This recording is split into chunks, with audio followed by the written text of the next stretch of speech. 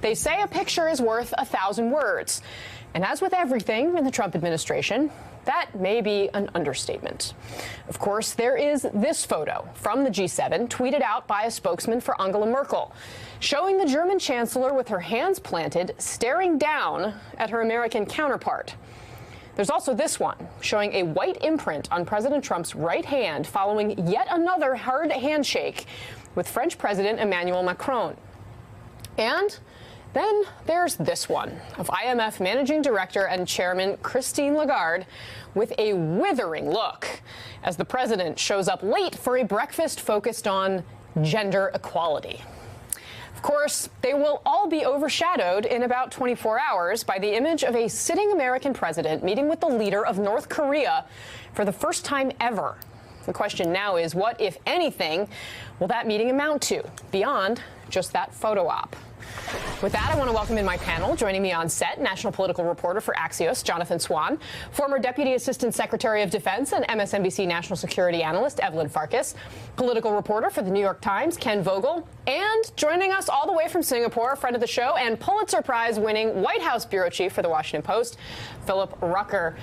Phil, I want to start with you since you are on scene, the site of all of the action. I've been enjoying all of the Instagrams that everyone is sending of the J.W. Marriott press file in Singapore. I want to read, though, from your piece in the Washington Post about this upcoming summit. You write, and I thought that this was a really on-point frame, quote, one is a septuagenarian American president. The other, a millennial North Korean dictator. But each has nuclear weapons and mixes taunts and tributes to keep the other one off balance. Thin-skinned alphas, both men, are wedded to a go-it-alone leadership style, have a penchant for bombast, and are determined to project dominance when they finally meet. So what is your sense of how things are unfolding there on the ground in Singapore so far? And what do you think these two personalities, how is the president going to end up handling this? Yeah, Casey, well, they've both arrived here in Singapore last night. It's now morning, Monday morning. President Trump is scheduled to be meeting with the Prime Minister of Singapore later today, and then, of course, on Tuesday with Kim Jong Un. And they've been sizing each other up for months, really for years. Kim Jong Un and the North Korean delegation have been studying Donald Trump, the history about him, the art of the deal, sort of understanding his personality. Trump is doing the same about Kim. I think Trump sees this very much as a clash of personalities, as an opportunity to size up the North Korean dictator, something no American president has been able to do face to face. And as he said the other day, he'll know within a minute or two whether there's something here, whether Kim can come to the table and have a deal. Now, if you start looking at the substance of what that deal could be, it gets very messy because that's not worked out. It's unclear what sort of deliverables they could walk away from this meeting with, but Trump is very eager to at least have the meeting and try to make friends with the dictator. Phil, is there a view that there may be any risk for the president in simply having this photo op? What is the thinking? What has he been told about whether he should smile, how he should present himself in what we know is going to be an instantly iconic picture? Well, it's an iconic picture that the North Koreans very much want. For them, this is an achievement in and of itself, getting an audience with the president, putting Kim Jong Un on equal footing with the American commander-in-chief, and it'll be used in propaganda back home by the North Koreans to show Kim as garnering respect around the world. And so the danger for Trump is that he's giving Kim something simply by shaking his hand and meeting him. We'll have to see what the body language looks like. I think it'll be really striking, for example, if Trump is kinder to Kim Jong Un than he was to Justin Trudeau in Canada and some of the other European allies that he was with at the G7 in Quebec the other day. The body language from the photos that you showed at the beginning of the show was so striking, and we'll have to see if Trump is more relaxed and, frankly, more enjoying himself when he's face-to-face with the North Korean leader. So as you referenced a minute ago, the president did say it won't take long for him to tell if Kim Jong Un is serious about making some sort of deal. I'm going to show our viewers what he said before leaving Canada yesterday. It's a good question. How long will it take? I think within the first minute, I'll know. How? My touch, my feel. That's what I do. And if I think it won't happen, I'm not going to waste my time. I don't want to waste his time. Jonathan Swan, your take on that. Philip Rucker mentioned earlier that this is a clash about personalities, and I know you have some new reporting about that. The president has been, in his briefings, fixated on Kim Jong Un's personality, wanting to know everything he can about him. He's been asking Mike Pompeo, who's actually met with Kim, right, the only one of his top aides. But the Allied intelligence agencies have compiled a very detailed profile of Kim Jong Un, largely taken from interviews with some of his former classmates when he attended an elite Swiss school in his adolescence. Oh, interesting. And the profile, we got this from someone who studied it carefully, the classified binder. It bears a striking resemblance to the Kim Jong Un you see today. He described him as the young Kim Jong Un from these interviews, gluttonous, would eat himself almost sick, would be prone to fits of anger and outbursts of violence. Apparently there were young children that he hit during this. He was an inattentive student, didn't attend class very much, and demanded slavish loyalty from his classmates. Slavish loyalty. Evelyn Farkas, what does this sort of tell you if you're preparing the president to meet with this man? I mean, first of all, it's not surprising because this is the guy who had his brother killed and his uncle killed. So anyone who would be any kind of threat to him and his power has been eliminated. You know, we understand he's a pretty ruthless guy. Although he said that it's not military force. His father had military first. Mm-hmm. He's saying economy first after we get our nuclear weapons. He wants a McDonald's. Program. Yes, I know. So we can and that he has in common with the president, with our president, of course, because our president loves hamburgers. And I guess he likes McDonald's. I can't remember if that was the filet of type fish, that he though. hates. When he's being healthy. Sometimes without the bread, actually. Like Corey Lewandowski. But I mean, I think if he's smart, he will study our president, Kim Jong Un, and just butter him up. He has 1 minute to butter him up. You know, but there's only it's impressive that they're doing this level of preparation. Certainly, one of the concerns was that there was no preparation, and it would be nice if that preparation was also on the policy side and not just on the personality side. You know, famously, George W. Bush, when he was meeting with Vladimir Putin, said that he could assess, and he was someone who was, despite liberal sort of stereotypes of him, was actually someone who did prepare on the policy side as well as the personality side, and said that he looked Putin in the eye, could see into his soul, found him trustworthy and straightforward, came to regret that assessment. Came to decide that assessment was incorrect. Yeah. So, you know, there's only so far that the personality goes. The policy is the key here. Yeah. And that was because he looked at the dossier that he had on Putin, looked at the dossier on Bush and knew he was deeply religious. So Putin purposely referenced, he had a cross and he talked about this cross and the meaning for him. So in part, so he almost played Bush in the other way. Philip Rucker, I want to go to you on this because we have talked so much about how the president prepares or doesn't prepare for all kinds of meetings, but none with stakes as high as this one. And if in fact American authorities they do have this binder that Jonathan Swan is now reporting on, it still seems as though this president is absorbing that information only by having verbal conversations with people who've read it. Is that your sense? I think that's right, Casey. This is a president, Donald Trump, who does not read his daily intelligence report that's written out for him. Instead, he participates in more oral briefings. The CIA director will come into the Oval Office and show him graphics, videos, pictures, maps, charts, anything that can help him visually understand the intelligence, because we know he doesn't like to sit down and pore over the written word. I assume that's the case now as he's preparing to meet with Kim Jong Un. You know, Trump has said he doesn't require much preparation for this meeting. That's not quite right, according to Mike Pompeo, the Secretary of State, who says that he's been having very extensive briefings with President Trump for several weeks now, months really, trying to prepare him for this, trying to get him to understand sort of the history of U.S.-Korea relations, the history of North and South Korea relations, sort of all the details that are at stake. Even if he's not an expert in the technicality of nuclear arms, he at least can understand the sort of broader geopolitical dynamic at play with North Korea as he prepares for the meeting.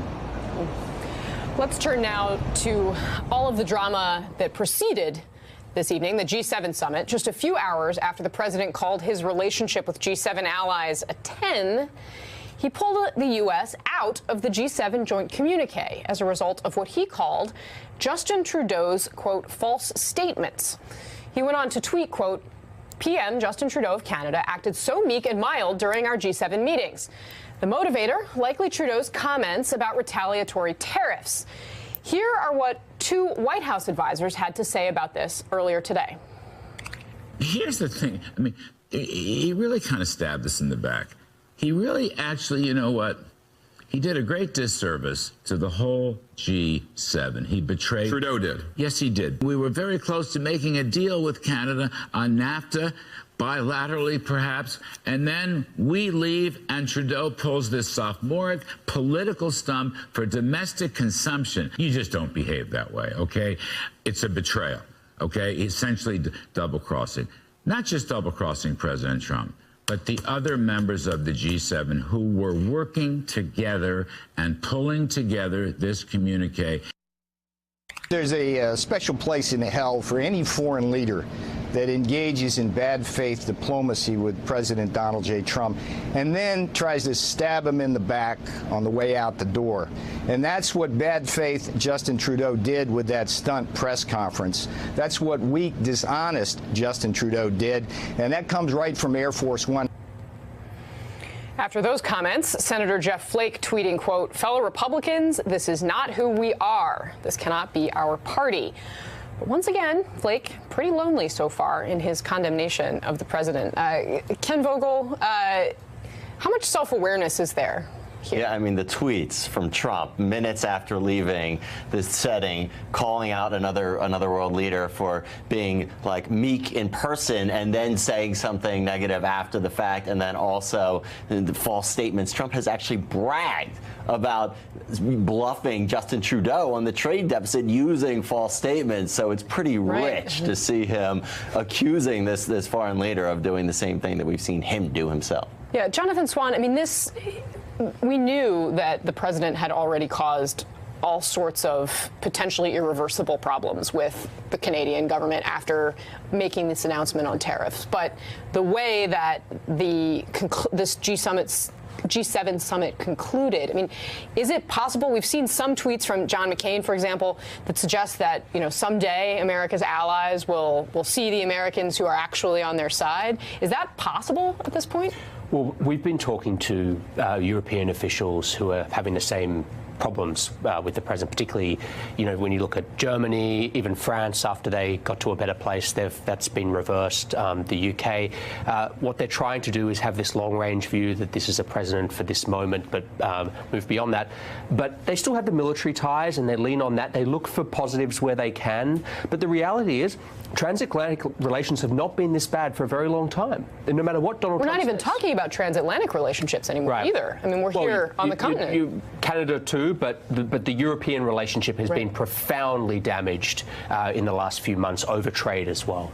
But Shinzo Abe was standing there as well. So, I mean, when it comes to economic issues, this is global and this is serious. And I think what was interesting to me, I think we need more reporting on this, but it appears, reading between the lines in the way the Post covered it today, that the Europeans actually staged an intervention. So that photo may have been that intervention where they said, okay, Mr. President Trump, you know, these are the facts. 70% of the foreign direct investment in the United States of America comes from European countries. And by the way, a lot of that goes to southern states that voted for Trump. But we should point out, I mean, that interview, that particularly one that Peter Navarro did, truly, I think that's one of the most extraordinary interviews I've ever seen from an official in this White House. And that's saying something. To call one of America's closest allies, Justin Trudeau of Canada, to say that there's a special place in hell for him and to give him labels like weak and dishonest, that is taking rhetoric to a level that I honestly haven't seen. And so I've been covering Trump for almost 3 years now. This, I mean, and the level of silence from most Republicans in Washington feels deafening. I guess they have so many things to be outraged about that they sort of pick their moments, but their moments are pretty rare, aren't they? Yeah. Phil Rucker, can I get you to weigh in on this, at how this all unfolded? I mean, it seems like a classic case of the president, you know, making one decision in the room and then either watching Justin Trudeau's press conference, being briefed on it, and making, you know, a very abrupt decision and kind of reversing himself entirely. What are the consequences here? Are these relationships reparable?